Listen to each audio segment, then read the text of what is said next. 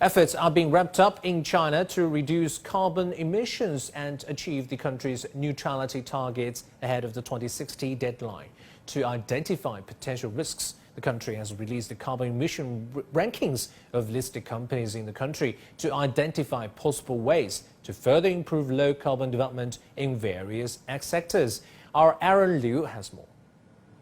According to the latest rankings released jointly by Caijing Magazine and Sinocarbon, the 2021 carbon emissions of the 100 listed companies featuring in the rankings accounted for 40% of the total emissions in the country. Most of the listed companies were from high energy consumption sectors, with the companies in electricity, steel, and cement industries accounting for 75% of the total emissions. The list includes 26 listed power generation companies, accounting for 40% of the total emissions.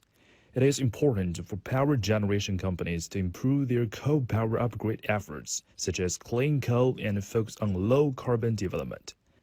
According to the list, there are 22 steel companies, accounting for 13.7% of total emissions.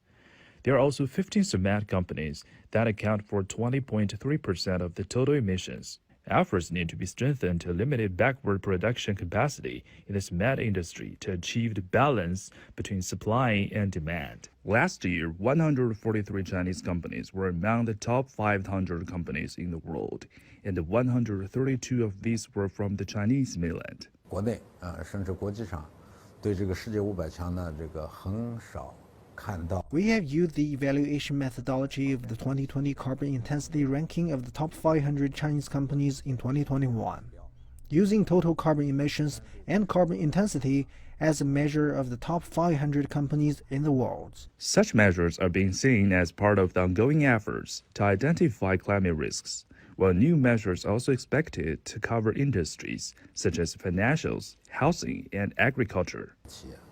The 132 companies from the Chinese mainland are also enabling millions of small and medium-sized enterprises to carry out technological innovation and promote emission reduction technologies. Aaron Liu, CGTN, Beijing.